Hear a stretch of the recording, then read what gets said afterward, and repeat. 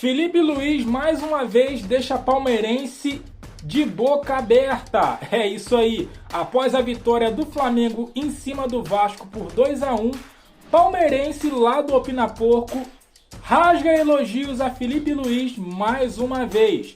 Se liga só no que ele disse. E agora, meus amigos, eu quero colocar aí pra vocês um trechinho lá do Felipe Luiz na coletiva de ontem. Ele foi questionado em uma pergunta e a resposta dele, ela mostra o pensamento, né, de um cara que quer ser vencedor e que tá com sangue no olho pra ir em busca de títulos, conquistas e mais conquistas. Não é igual o Botafogo, que abre mão de certas conquistas. Vamos lá para a coletiva, para um trechinho da coletiva, um trechinho mesmo que me chamou bastante atenção na postura do técnico aí do Flamengo. Boa noite, Felipe, tudo bom? Pedro Ramos da Sintonia Esportiva.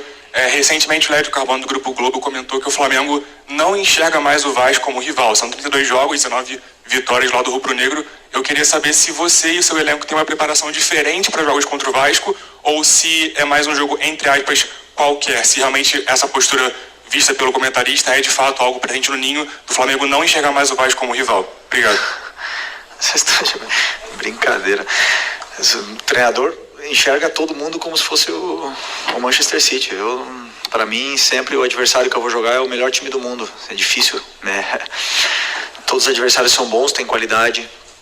E talvez pelos últimos anos, né, de a disparidade financeira, tirou um pouco esse clássico, esse nome assim tão pesado pro torcedor, pros jogadores. Esquece, o nível mental, é só você ver.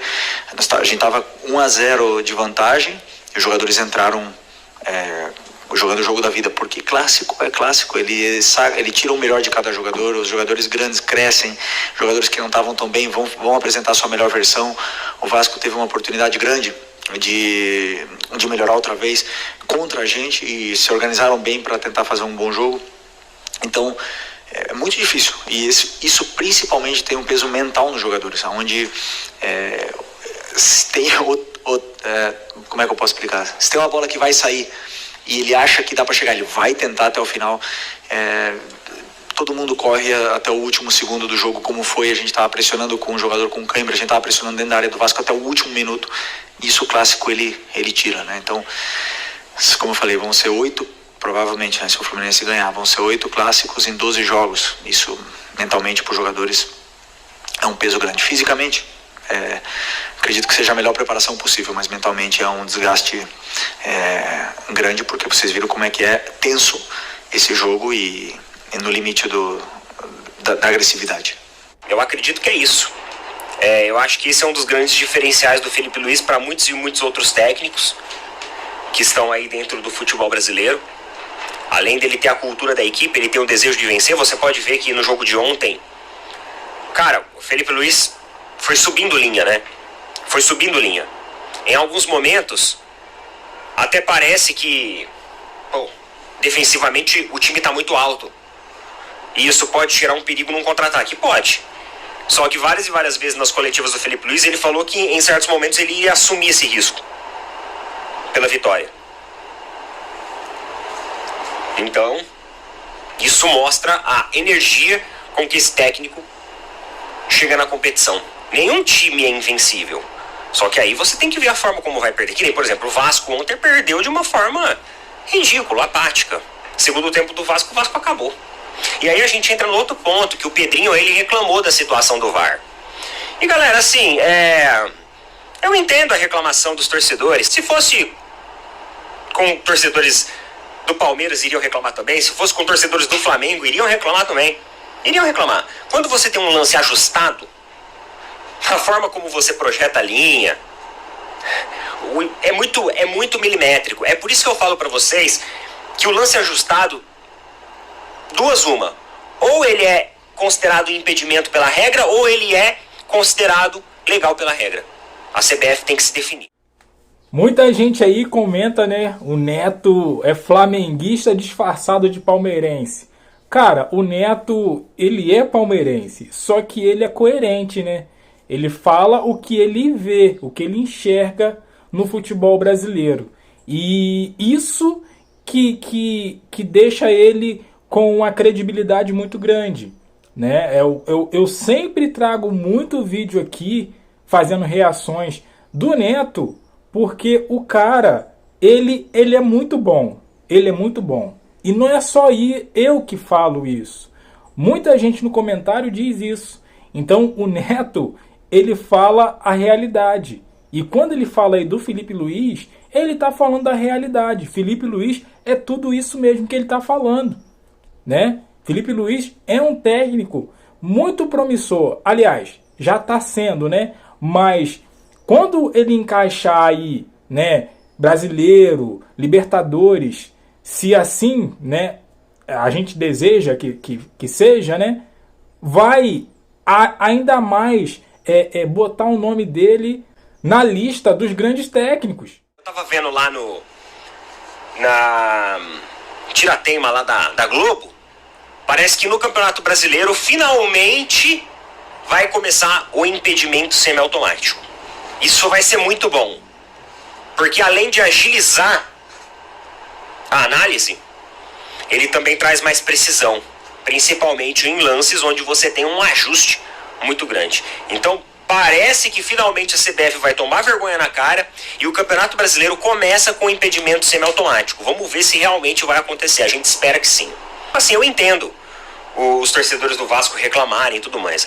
Mas vamos lá. O Pedrinho, ele fez várias críticas aqui em relação à cabeça do Bruno Henrique, que mostra estar à frente da linha, e eles deram uma explicação de que a linha do VAR é traçada de baixo para cima, então dá a sensação pelo ângulo que ele está à frente, mas na verdade ele não está. Enfim, ele fez essas críticas aqui. Ele falou que esse lance foi analisado de forma muito rápida, ou seja, indiretamente ele quis dizer que as pessoas já estavam condicionadas a validar o lance como legal.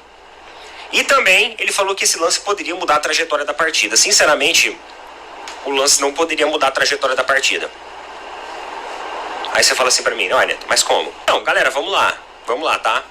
Independente aqui se era impedimento ou não era, é um lance ajustado. Eu já falei isso em vídeos de jogos do Palmeiras, que anularam gols do Palmeiras, e eu falei o mesmo posicionamento aqui. Eu falei assim, a ferramenta do VAR é um lixo e eles precisam se definir. Eles precisam trazer definições mais claras sobre lances ajustados. Sempre bato nessa tecla. Agora, a forma como o Vasco jogou no segundo tempo era um time que mostrava alguma possibilidade de mudança na trajetória da partida? Nenhuma. Porque a gente teve um lance que foi ajustado também lá na Copa do Brasil. Um gol do Palmeiras que foi invalidado no jogo contra o Flamengo. E muita gente, inclusive, até recordou ontem desse gol.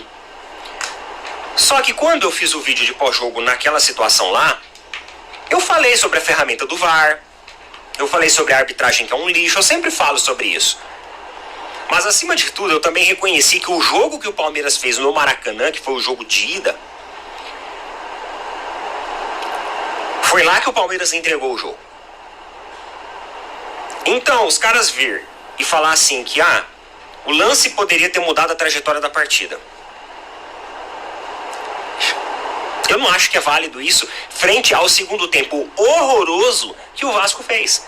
Lembrando que termina o primeiro tempo, tá empate.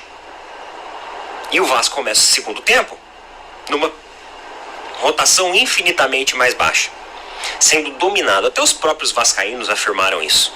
Pra gente falar que mudaria a trajetória da partida, você primeiro precisa ter um domínio, talvez, da equipe em questão. O que não aconteceu, o Vasco foi dominado. Poderia até mudar a trajetória da partida sim, mas seria mais fácil. Sabe o que seria mais fácil acontecer? Se terminasse 1-0 por Vasco, era mais fácil acontecer que no segundo tempo o Flamengo ia chegar com a linha mais alta ainda, ia pressionar mais ainda e ia fazer mais gol. Eu não duvido. Porque o Vasco simplesmente no segundo tempo foi omisso. E o seu técnico mexeu também muito mal. Então não tem como falar que vai mudar a trajetória da partida, mas olhem pro conteúdo do jogo, acima de tudo. É por isso que sempre quando eu falo do pós-jogo, eu gosto de falar de arbitragem depois. Porque senão a gente coloca a arbitragem na frente e parece que ela ofusca um pouco o desenho do jogo, o desenho da partida. que mostra que a trajetória não ia mudar, porque o Vasco era inoperante em campo. Com certeza, Neto, com certeza. O Vasco morreu no segundo tempo. Morreu no segundo tempo. O Flamengo, eu já fiz vídeos aqui hoje falando sobre isso. O Flamengo, ele não fez força nenhuma para ganhar o time do Vasco. O Flamengo fez isso aqui, ó, isso aqui, para fazer um gol, 2 gols e sentar em cima do resultado. O Vasco hoje não oferece perigo para o Flamengo. Não ofereceu nesse jogo de ontem. Nenhum. No começo do primeiro tempo, como eu falei, o Vasco até fez uma graça. Tentou ali, logicamente, pelo um erro ali do sistema de marcação do Flamengo, deixar 2 jogadores sozinhos. E um ainda, cara, se atrapalhou todo com a bola. Se não tivesse o outro rapaz ali, o outro jogador sozinho, o gol não sairia.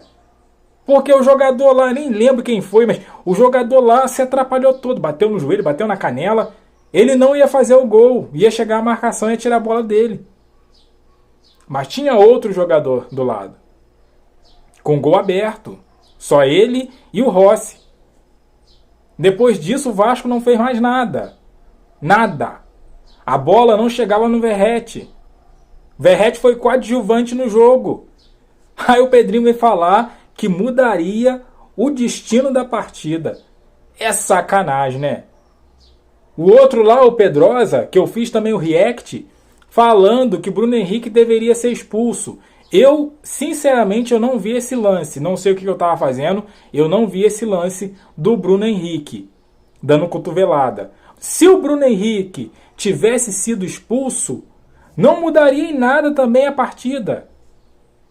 Não mudaria em nada. O Vasco morreu no segundo tempo. Morreu.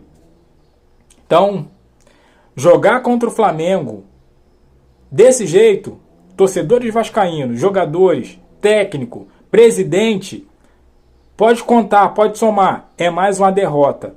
É. Não, Thiago, tu é doido. É mais uma derrota. Se jogar desse jeito, se continuar desse jeito aí, vai jogar contra o Flamengo, vai ser mais uma derrota. E pode virar uma coisa histórica.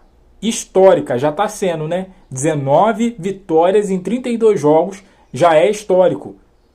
E se continuar desse jeito, vai ser mais histórico ainda, porque se jogar contra o Flamengo desse jeito, vai levar. É isso aí. Ó, deixe seu comentário, aquele like, se inscreva, compartilha. Eu fico por aqui, até a próxima. Valeu!